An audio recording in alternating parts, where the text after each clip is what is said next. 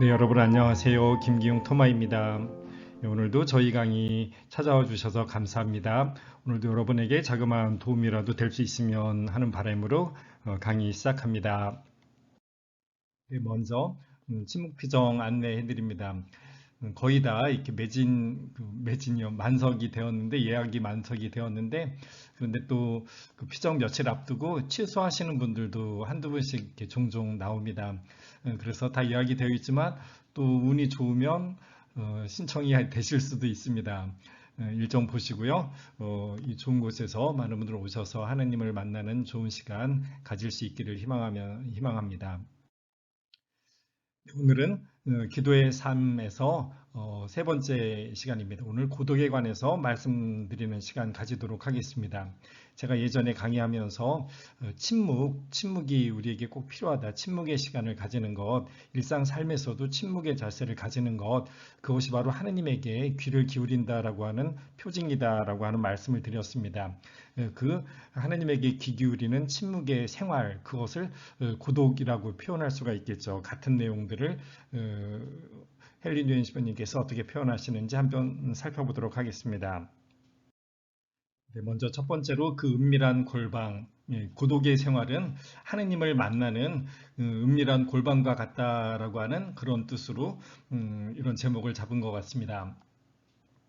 고독 없이 영적인 삶을 산다는 것은 사실상 불가능한 일이다. 고독이란 하느님 한 분만을 위한 시간과 장소에서 시작된다. 하느님이 존재하신다는 것뿐 아니라 그분이 우리의 삶 속에 생생히 현존하심, 곧 치유, 가르침, 인도 등을 정녕 믿는 우리라면 나뉘지 않는 마음으로 그분께 집중할 시간과 장소를 떼어낼 필요가 있다. 우리가 하느님에게 귀를 기울이는 삶, 하느님에게 집중하는 삶, 그것을 위해서 특별히 고독한 삶을 살려고 노력을 해야 된다. 기도라고 하는 하느님과 만나는 그런 시간, 그것을 이제 고독이라고 이렇게 표현을 한 겁니다. 예수님께서는 이렇게 말씀하신다. 너는 기도할 때에 내 골방에 들어가 문을 닫고 은밀한 중에 계신 내 아버지께 기도하여라. 그리스도인의 삶을 산다는 것은 세상 안에 살되 세상에 속하지 않는다는 뜻이다. 내면의 자유는 그 고독 속에서 자란다. 세상에 살면서도 세상이 아닌 하느님과 함께 사는 하느님 나라의 삶을 살려고 하는 것, 거기에서 우리가 하나님과 있으려고 하나님과 함께 머물려고 하는 그런 고독의 시간들, 이런 것들을 가지게 된다. 이런 고독의 시간에서 하나님에게 속하려고 하는, 하나님 나라에 속하려고 하는 우리들의 자세가 점점 더 깊어지는 것이다라고 할 수 있겠죠. 예수님은 한적한 곳으로 기도하러 가셨다. 자신의 모든 능력이 위로부터 주어진 것이고 자신의 모든 말이 아버지께로부터 온 것이며 자신의 모든 일이 실은 자신의 일이 아니라 자신을 보내신 분의 일이라는 사실을 그 고독한 곳에서 더욱 깊이 인식하신 것이다. 골방에서 예수님은 실패의 자유까지 얻으셨다.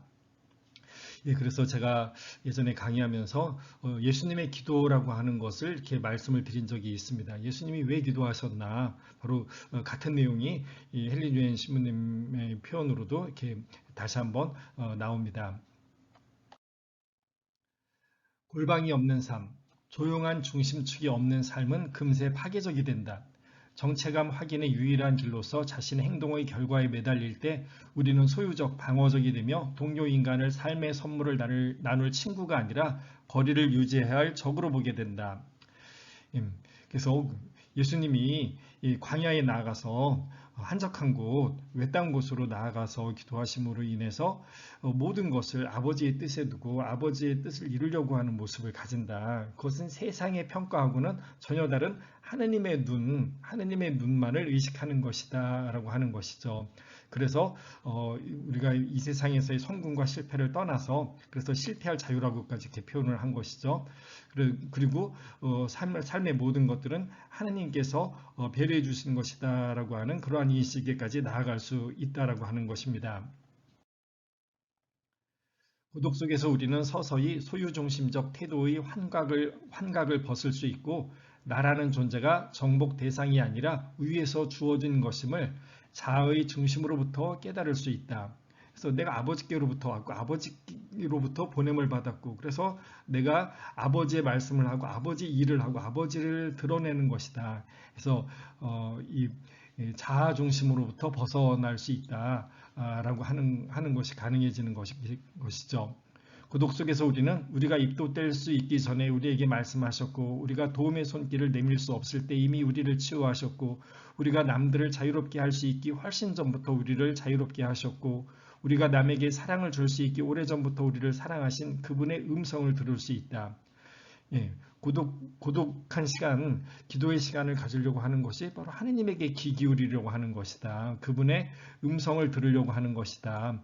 그래서 하느님 중심으로 살기 위해서는 기도의 시간, 세상에서 떠나서 하느님 말을 바라보는 하느님에게로 방향 지어지는 그런 고독한 삶을 가져야만 된다라고 하는 것이죠.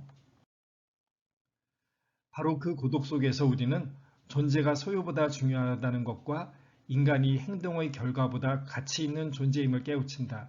고독 속에서 우리는 삶이 방어할 소유물이 아니라 나눠야 할 선물임을 알게 된다. 하나님으로부터 받아서 다시 그 하나님의 은총을 하나님의 말씀을 다른 이들에게 주어주는 그런 선물로서 작용을 할 수 있는 것이죠. 우리의 치유의 말이 실은 우리의 것이 아니라 위로부터 주어진 것이고 우리가 표현하는 사랑이 더 큰 사랑의 한 부분이며 하나님의 사랑을 드러내는 것이죠. 우리가 낳는 새 생명이 집착할 재산이 아니라 받아들일 선물임을 우리는 고독 속에서 배운다. 새 생명, 우리 살면서 겪게 되는 온갖 여러 가지 일들, 경험들, 내가 만들어내는 다양한 일들 이런 것들을 다 이야기하는 것이죠. 이런 것들이 다 하느님의 은총 속에서 우리를 통해서 표현되는 것들이다라고 하는 것, 이것을 우리가 이 고독 속에서 기도하면서 깨달을 수 있다라고 이렇게 표현을 합니다. 이어서 외로움을 고독으로 승화하기. 외로움과 고독은 다르죠. 우리는 사실 각자 다른 사람과 함께 살아가면서도 나 혼자이다. 다른 사람과 내가 온전한 하나가 되기 힘들다라고 하는 것들을 깨닫습니다. 이 세상에서 그 무엇도 의지할 것이 없다. 거기에서 하느님을 바라보는 이 고독, 외로움에서 고독으로 승화하기라고 하는 제목으로 표현을 합니다. 고독과 고독의 필요성을 이야기할 때 중요한 세 단어가 있다. 혼자라는 말과 외로움 그리고 고독이라는 말이다. 인간은 혼자이다. 혼자라는 것은 당연한 사실이다. 세상에 나와 같은 사람은 아무도 없다. 나는 유일무이한 존재이다. 세상을 나처럼 느끼고 경험하는 사람은 아무도 없다. 나는 혼자다. 그래서 여러 가지 상황에서 굉장히 마음이 아프고 괴롭고 힘들다라고 하는 것들을 느낄 때 다른 사람이 이것을 온전히 똑같이 나눌 수가 없죠. 그래서 우리는 혼자다라고 하는 것을 종종 느끼면서 살아갑니다. 고독하다는 것이죠. 외롭다는 것. 그렇다면 혼자라는 사실을 어떻게 받아들일까? 많은 사람들이 그것을 외로움으로 받아들인다. 혼자라는 것을 상처로, 나를 아프게 하고 불행하게 만드는 것으로 경험한다. 그래서 우리는 누구 도와줄 사람 없나요? 하고 절규한다. 누군가 다른 사람을 늘 이렇게 요청한다라고 하는 것이죠. 외로움은 오늘날 고통의 가장 큰 출처 중에 하나이다. 이것은 우리 시대의 질병이다. 사람들이 외로움을 느끼면서 살아간다라고 하는 것, 진정으로 나를 이해하고 진정으로 나를 받아들이는 사람이 없다라고 이렇게 느끼는 것. 사람들은 많아졌지만 주변에 많은 사람들이 있지만 오히려 또 소통의 도구들은 많이 있지만 오히려 외로움을 느끼는 것이 이 현대인들의 모습, 그래서 질병이라고 이렇게 표현을 합니다. 하지만 그리스도인으로서 외로움을 고독으로 승화하는 것이 우리의 소명이다. 외로움을 상처로 받아들이지 않고 선물로, 하느님의 선물로 경험하는 것이 우리의 소명이다. 그래야 우리는 자신이 혼자이면서도 하느님께 얼마나 깊이 사랑받는 존재인지를 알 수 있다. 그래서 이 외로움을 느낄 때, 다른 사람이 나의 이 외로움을 채울 수가 없구나. 나의 이 깊은 외로움은 그러면 누가 채울 것인가? 그것은 바로 하느님이다라고 하는 것, 여기에로 우리가 불림을 받았다라고 하는 것입니다. 그래서 우리가 가장 홀로이고 가장 유일무이하며 가장 자기다울 때, 바로 그때가 하느님이 우리에게 가장 가까울 때다. 바로 그럴 때 우리는 하느님을, 나보다 나를 더 잘 아시는 사랑의 아버지, 사랑의 하느님 아버지로 경험하게 된다.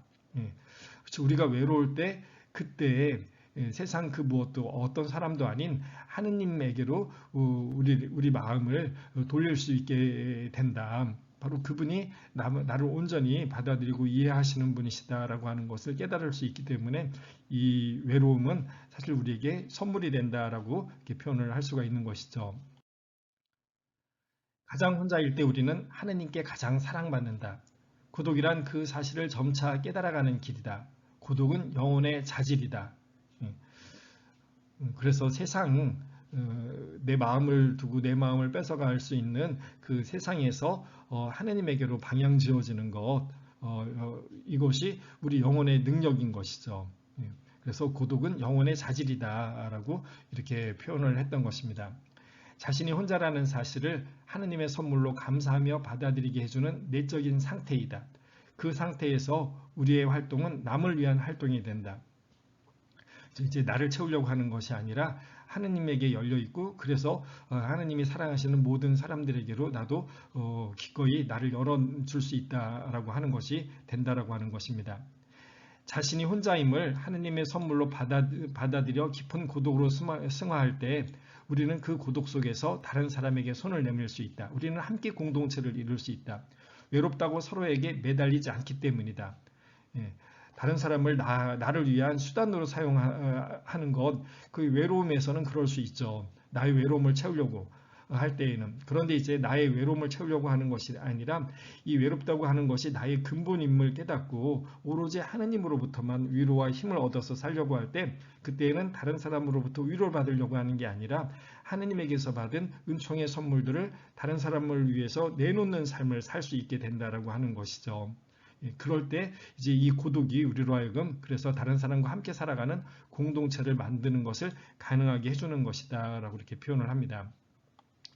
그러니까 외로움을 잘 깨닫고 외로움에서 나 자신을 고독의 모습으로 승화시킬 수 있어야 된다라고 하는 것입니다. 우리는 남을 이용하거나 조종하지 않는다. 오히려 우리는 타인의 고독에 고개를 숙인다. 이제 내 자신의 고독에 익숙해질 때 나의 영혼이 하느님만을 바라보는 고독한 삶을 기꺼이 받아들일 수 있을 때 그것을 선택을 할 때 그럴 때 이런 모습이 되는 것이죠. 그래서 서로를 동일한 하느님께 부름받은 인간으로 존중한다. 나를 위한 수단으로 사람을 생각하지 않는다. 나를 위해서 이용하려고 사람들을 생각하지 않고 그들을 하느님의 사랑받는 다른 소중한 하느님의 자녀로서 존중할 수 있게 된다. 내가 내 고독 속에서 하느님을 발견하고 당신이 당신의 고독 속에서 하느님을 발견할 때 한 하느님이 우리를 함께 부르시며 우리는 친구가 된다. 우리는 공동체를 이룰 수 있고 부부 사이를 유지할 수 있다. 서로에게 매달려 서로를 파멸에 몰아넣지 않고도 더불어 함께 살 수 있는 것이다. 외로움은 값진 선물. 때로 우리는 인간의 근본적 외로움에 부딪히는 고통을 피하려 안간힘을 다하면서 즉각적인 만족과 신속한 위안을 약속하는 거짓 신들의 스스로 빠져들기도 한다.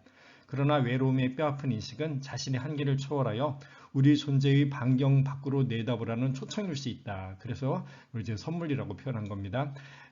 내가 이렇게 유한한 정말 외로움 속에서 허덕이는 별것 아닌 존재이구나. 그러니 시선을 돌려서 다른 사람이 아니라 더 큰 하느님에게로 시선을 돌리라라고 하는 우리 성장을 위한 하느님의 초대의 선물이다라고 이렇게 표현을 한 겁니다. 외로움의 인식은 우리가 지키고 간수해야 할 선물일 수 있다. 외로움이야말로 우리 내면의 공허를 드러내주기 때문이다. 내면의 공허를 바로 이해하지 못하면 파멸로 치달을 수 있지만 그 쓰라린 고통을 참을 수 있는 자는 약속으로 충만하게 된다. 고독의 훈련. 우리 삶에 고독을 들이는 것은 매우 필수적이면서도 무척 어려운 훈련 중의 하나다.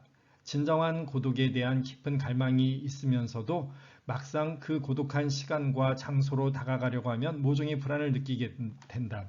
그래서 고독한 삶을 사는 건 이게 쉬운 게 아닙니다. 그래서 사람들이 밖에 있다가 집에 들어가면 아무도 없는 집에 혼자 고요하게 있는 게 힘드니까 다 텔레비전 그냥 아무 바라보지도 않으면서도 그 소리 뭐 집중하지도 않으면서도 텔레비전 소리 이렇게 들려야 편안하게 느끼는 것처럼 우리가 그러려고 하죠.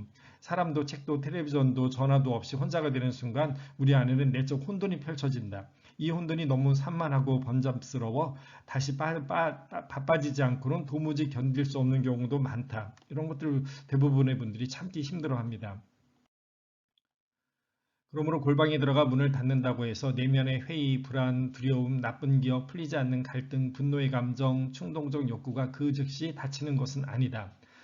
예, 골방에 들어가서 기도하라고 했지만 눈을 감고 기도한다고 해서 우리가 금방 그 고독한 시간, 혼자 있는 그 시간에 익숙해지는 것 아니다. 그러기 힘들다.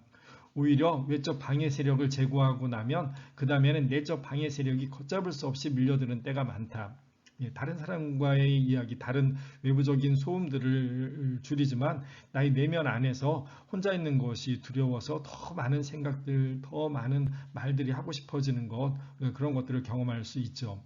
고독이란 집착과 염려의 삶에 대한 자발적 반응이 아니다. 혼자 있고 싶지 않은 이유는 헤아릴 수 없이 많이 있다. 그러므로 우리는 약간의 고독을 신중하게 계획하는 데서부터 출발해야 한다. 하루에 5분에서 10분이 우리가 견딜 수 있는 최대치일 수도 있다. 혹은 하루에 1시간, 한 주에 한나절, 한 달에 하루, 1년에 한 주간만큼만 마음이 준비되어 있을 수도 있다. 시간의 양은 기질이나 나이, 직업, 생활 방식, 성숙도 등에 따라 사람마다 다를 것이다. 그러나 하느님과 함께 있을 시간을 조금이라도 떼어놓고 그분의 음성을 듣지 않는다면 그것은 영적인 삶을 진지하게 여기지 않는 것이다.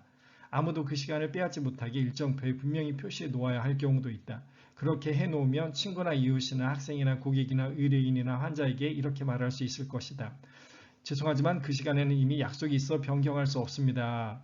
제가 이 부분으로 이렇게 처음 향신기도 소개하면서 기도 시간을 어떻게 가질 것인가, 우리가 다 바쁘고 그래서 기도 시간 내기가 너무 힘든데 하느님과 미리 기도 시간에 약속을 잡아 놓아라. 내일은 예를 들자면 뭐 오전 7시 반부터 8시까지 기도한다라고 하는 것을 일정표에다가 미리 잡아 놓는 겁니다. 나의 약속되어 있는 시간인 것이죠. 그럴 때 다른 일을 해야 된다라고 생각을 할 때에도 먼저 잡아놓은 약속이 있다라고 하는 것이고, 다른 사람 만나고 뭐 이런 거 할 때에도 뭐 다른 사람이 뭐 같이 뭐 만나자, 뭐 식사를 하자 그럴 때에도 다른 약속이 있습니다. 선약이 있습니다. 라고 하면서 내가 맞춰놓은 기도의 그 시간표, 그것을 하느님과의 약속으로 여기라라고 하는 것이죠. 그럴 때 시간을 지키기가, 기도 시간을 유지하기가 좋은, 좀 더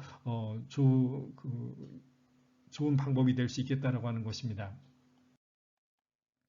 일단 홀로 시간을 보내는 일에 꾸준히 자신을 들이면 내면에 하느님의 음성에 대한 민감함이 생겨난다. 처음 며칠, 몇 주, 혹 몇 달 동안은 시간 낭비 같은 기분이 들 수도 있다.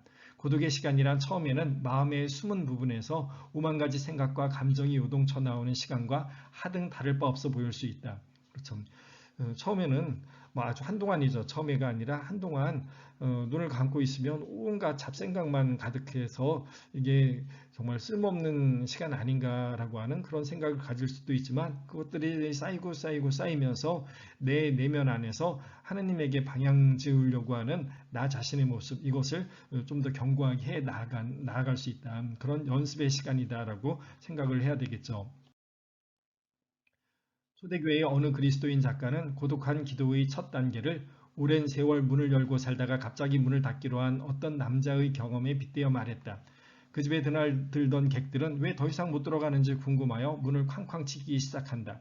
더 이상 환영받지 못한다는 것을 알고 나서야 이들은 서서히 발길을 끊는다. 그것처럼 우리가 외부 세계의 문을 닫고 하나님과 함께 머물러 있는 기도를 하려고 하면 그렇게 내 내면 안에 있는 온갖 여러 가지 것들이 문을 두드리면서 문 좀 열어달라고, 뭐 왜 혼자 있냐고 그러면서 나를 몹시 더 괴롭힐 것이다. 하지만 시간이 지나면 점점 그런 것들이 이제 떨어져 나가고 나는 이제 진짜 하나님과 함께하는 고독 속에 머물 수 있는 가능성이 커진다라고 비유적으로 이렇게 설명을 합니다.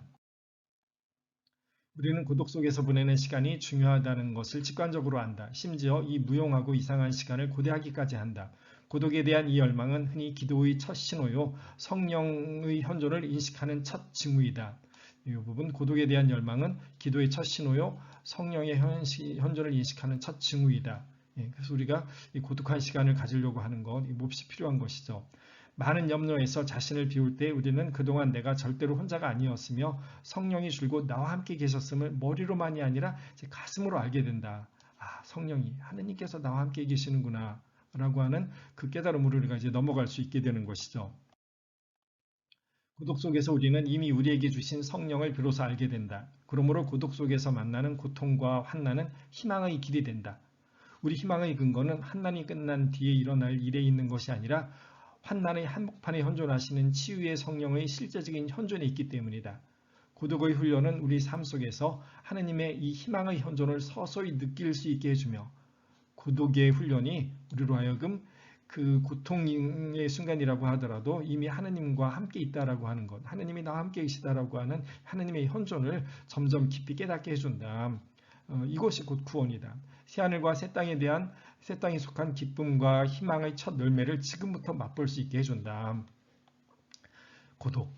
그래서 우리에게 고독이 몹시 필요합니다. 그리고 자신의 내가 아무것도 아니다라고 하는 것을 깨닫게 해주는 것이 바로 고독이다라고 이렇게 표현을 합니다. 고독의 의미를 알려면 먼저 세상의 왜곡된 고독의 개념에서 가면을 벗겨야 한다.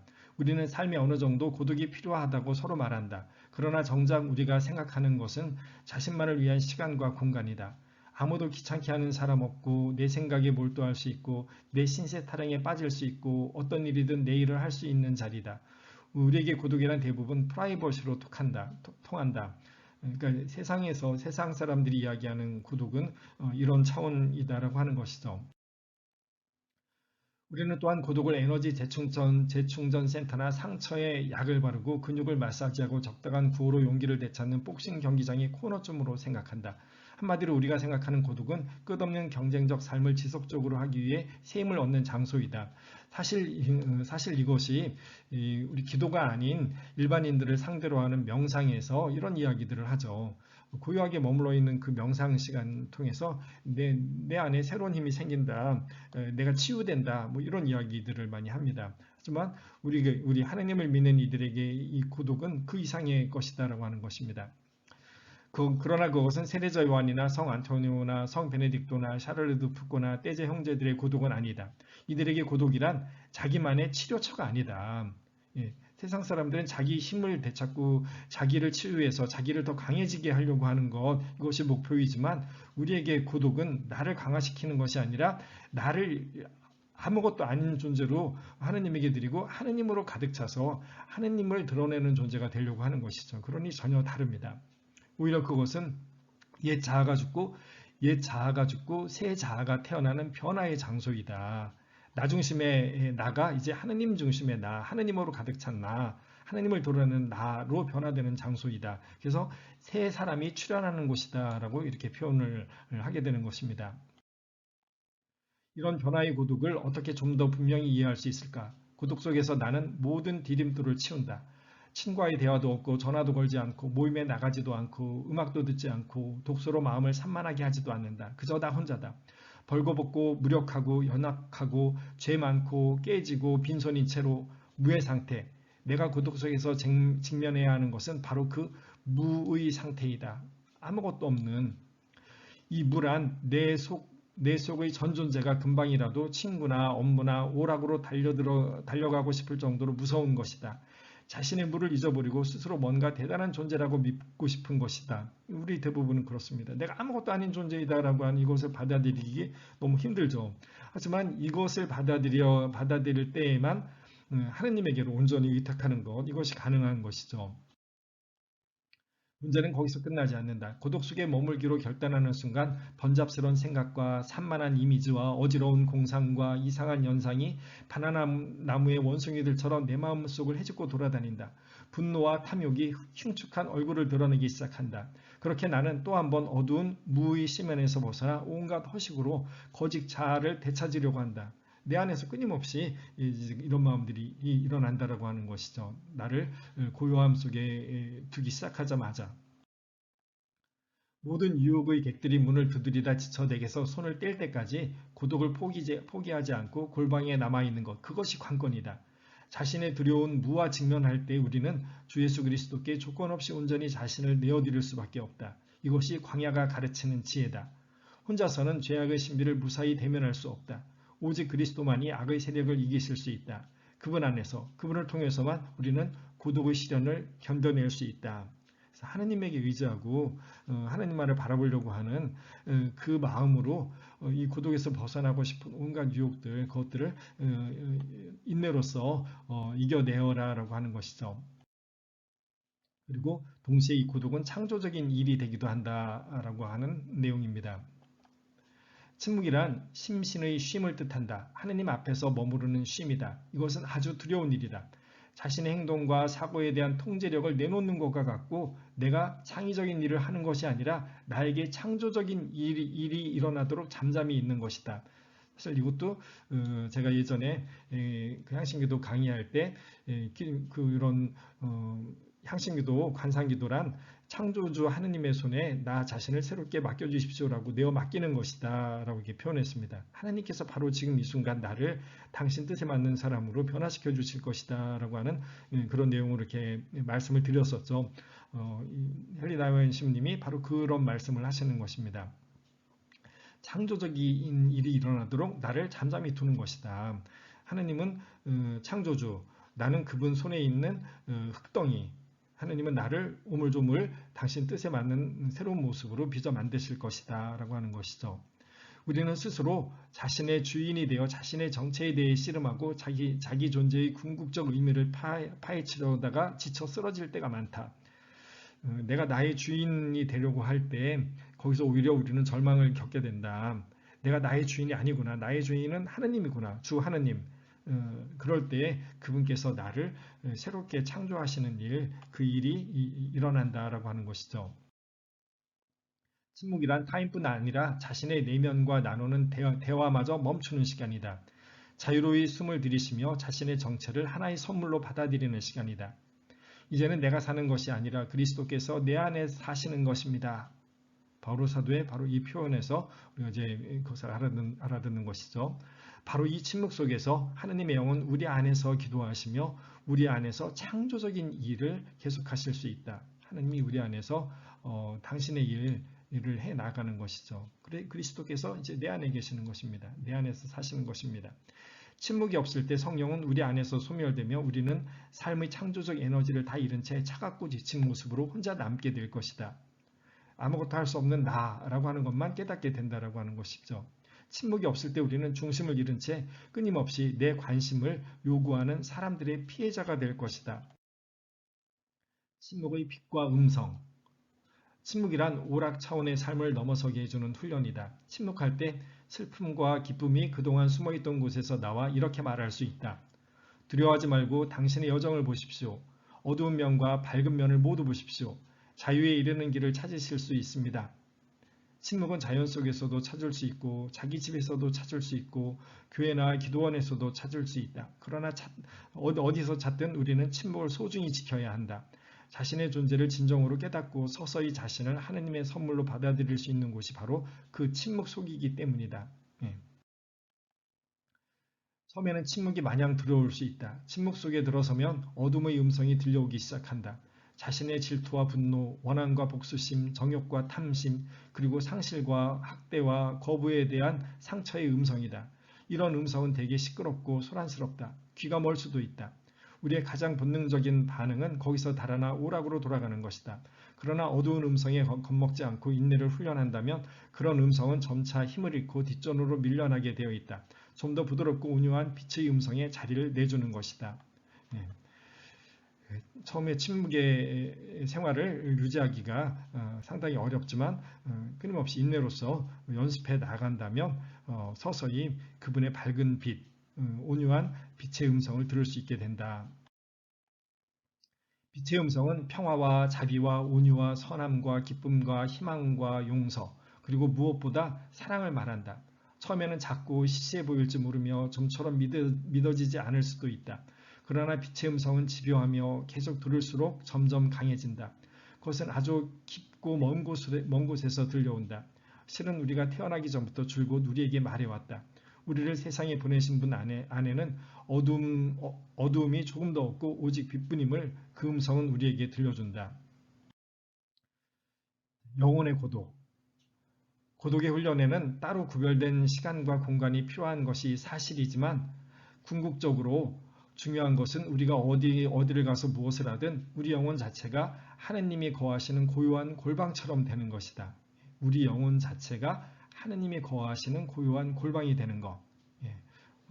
멋있습니다.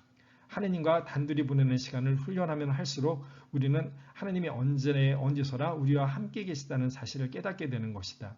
그래서 기도 시간이라고 하는 그 침묵 시간, 고요하게 머무는 시간, 그것을 통해서 하나님이 지금 이 시간에 나와 함께 계시다라고 하는 이것에 깊이 이제 맞들이면서 훈련을 하게 되는 것이죠. 그리고 그것은 결국 기도 시간이 아닌 시간, 눈뜨고 일상 생활하는 시간에서도 하나님이 나와 함께 계시다라고 하는 그 인식을 점점 더 깊게 해줄 수 있게 된다.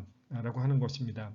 그러려고 기도 시간을 갖는 것이죠. 자, 이런 비슷한 이야기를 여러 번 이렇게 말씀을 드렸었습니다. 그렇게 되면 분주하고 활동적인 삶의 한복판에서도 그분을 알아볼 수 있다. 일상생활 무엇을 하면서도 하나님이 나와 함께 계시다라고 하는 것, 이 인식 속에서 우리가 살아갈 수 있고, 그래서 세상을 바라보지 않고 늘 하나님을 바라보면서, 그래서 나나 세상이 원하는 것이 아니라 하나님이 원하시는 것, 하나님의 뜻을 이루고 싶은 그런 마음으로 세상 한복판에 머무를 수 있다라고 하는 것이죠. 그래서 세상에 있지만 세상에 속하지 않은 하나님에 속한 사람으로 살아갈 수 있게 해주는 것, 이것이 고독한 시간, 하나님과 함께 머물러 있는 기도의 시간이 우리에게 그럴 힘을 키워주는 것이죠. 그래서 시공의 고독이 영원의 고독이 되고 나면 이제 더 이상 그 고독을 떠날 필요가 없다. 언제 어디서나 영적인 삶을 살 수 있게 되는 것이다. 좀 전에 말씀드린 것처럼 바로 일상생활 속에서 우리가 그런 삶을 살 수 있게 된다라고 하는 것입니다. 이렇듯 고독의 훈련은 우리로 하여금 세상 속에서 적극적인 삶을 살면서도 늘 살아계신 하느님의 현존 안에 머무르게 해준다. 늘 살아계신 하느님의 현존 안에 머무를 수 있는 힘을 우리가 키우고자 고독한 기도의 시간들, 그리고 그 기도가 일상생활이 되게 하는 이것을 우리가 연습을 하는 것이죠. 내면의 정원 가꾸기. 혼자 있는 것이 훈련되면 자신의 내면의 뜰을 거닐 자유가 생긴다. 자기 마음에 이르는 길을 쉽게 찾을 수 있도록 낙엽을 긁어모아 길을 청소하게 된다. 이 미제의 땅에 처음 들어설 때에는 두려움과 불안이 있겠지만 점차 분명히 질서가 보이며 친숙해지게 되어간다. 그럴수록 집에 있고 싶은 열망이 더 깊어진다. 하나님과 함께 머무를 수 있기 위해서 낙엽을 치우는 그런 청소의 마음들, 청소의 시간들을 가지면서 점점 그 침묵 기도하는 시간들을 늘릴 수 있는 것이죠.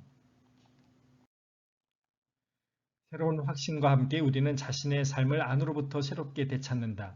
자신의 내면 공간, 곧 사랑과 미움, 부드러움과 아픔, 용서와 욕심 따위의 감정들이 피차 분리되거나 더 강해지거나 변화되는 곳을 새로이 알게 되면서 우리의 손은 능숙하고 부드러운 정원사의 손이 되어간다. 여기 정원사의 손, 그래서 내 삶, 내 마음, 내 영혼에서 무엇을 잘라내고 무엇을 더 돋보이게 할지 그것을 깨닫고 그렇게 할 수 있는 힘을 키울 수 있다라고 하는 것이죠. 그래서 우리가 정원사의 손이 되어간다라고 이렇게 표현합니다. 그 손으로 우리는 새 식물이 자랄 자리를 조심스레 터주며 잡초를 뽑을 때도 함부로 덤비지 않고 오직 어린 생명을 해칠 만한 잡초만을 뽑아준다. 그리고 자신의 참 자아를 만남, 이것이 가능한 것이 바로 고독이다라고 하는 표현이겠죠. 고독 속에서 두려움과 분노는 서서히 가면을 벗고 거짓 자아의 정체를 드러낸다. 고독 속에 있을 때 거짓 자아는 하느님의 사랑의 품 안에서 위력을 잃는다. 사랑에는 두려움이 없습니다. 완전한 사랑은 두려움을 쫓아냅니다. 고독 속에서 우리는 자신이 하느님께서 만드신 존재라는 진리에 서서히 이룰 수 있다.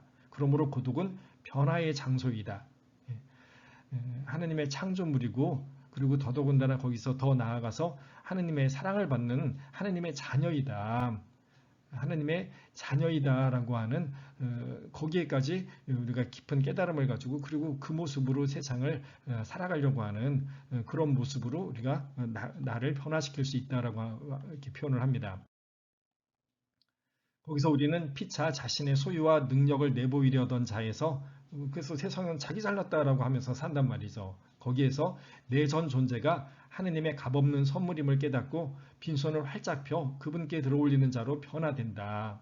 그러므로 고독 속에서 우리는 하느님은 물론 자신의 참 자아를 만난다. 그게 이제 무 앞에서는 무라고 표현했죠. 내가 사실 아무것도 아닌 존재이구나. 모든 것을 하나님으로부터 받은 존재이구나. 그래서 오히려 더 당당하게 하나님에게 의탁하면서 하나님에 의지하여서 나를 자랑하지 않고 나를 드러내지 않고도 더 온전하게 나다운 나, 곧 하나님의 자녀라고 하는 그런 대단한 모습을 드러내면서 살아갈 수 있다라고 하는 것이죠. 그래서 사실 하느님의 현존의 빛 안에서만 우리는 자신이 누구인지 정확히 볼 수 있다. 그래서 자신의 광야를 만들어야 되겠죠. 우리가 고독 속에 들어가는 것은 무엇보다도 우리 주님을 만나고 하느님과 단둘이 있기 위해서이다. 예. 그러므로 고독에서 가장 중요한 일은 자신에게 엄습해오는 많은 얼굴들의 쓸데없는 관심을 기울이는 것이 아니라 마음과 가슴의 눈을 우리 주 하느님께 고정하는 것이다. 하느님의 은총 안에서만 우리는 자신의 죄를 대면할 수 있다. 치유의 장소에서만 우리는 감히 자신의 상처를 내보일 수 있다. 일편다신 그리스도를 바라볼 때에만 우리는 집요한 두려움을 떨치고 자신의 참 본질에 직면할 수 있다. 이제는 내가 사는 것이 아니라 그리스도께서 내 안에 사신다라고 하는 것을 깨달을 때, 곧 그분이 나의 참 자아임을 깨달을 때 우리는 서서히 강박관념이 녹아 없어지면서 하느님 자녀의 자유를 경험할 수 있다.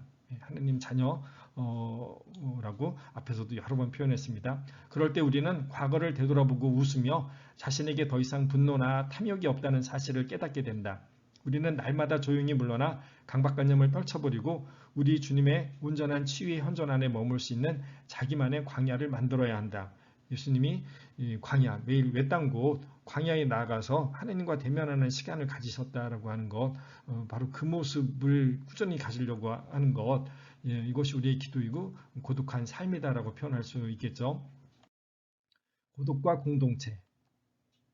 함께 말하고 놀고 일할 때에만 서로가 가까워진다고 생각한다면 그것은 오산이다. 앞에서 말씀을 드렸습니다. 내가 아무것도 아닌 존재인지를 깨닫고 그래서 다른 사람을 나의 그 무엇인가를 이용하려고 하지 않고 또 내가 다른 사람보다 뛰어난 존재이다라고 하는 나를 드러내려고 하는 내가 더 커지려고 하는 이런 것들을 벗어날 때 그럴 때에만 우리가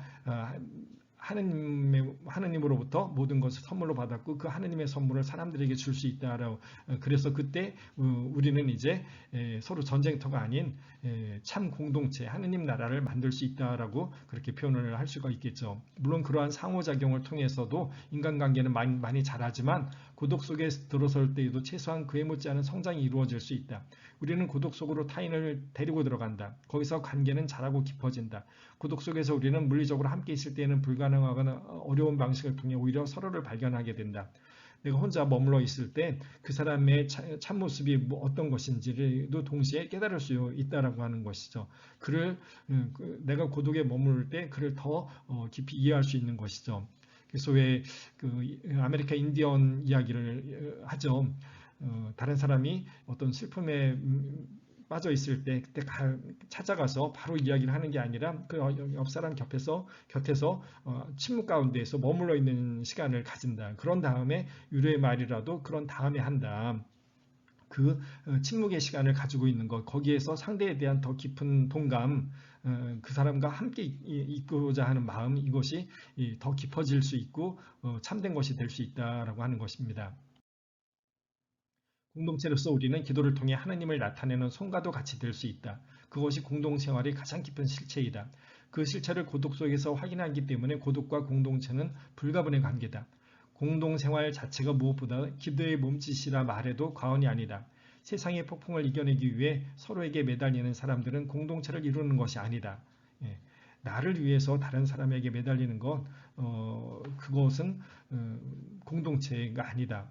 불안에 휩싸인 인간 가족 한가운데에서 함께 살아있는 기도의 손을 올릴 때 우리는 진정 공동체를 이룬다. 그러니까 이제 하느님 같이 나만 아니라 저 상대방도 같이 하느님을 바라보고 같이 하느님으로부터 은총받은 존재이고 같이 하느님의 힘으로 내 앞사람을 함께 사랑하려고 할 때 그때 진정한 공동체가 가능하겠다라고 표현을 합니다.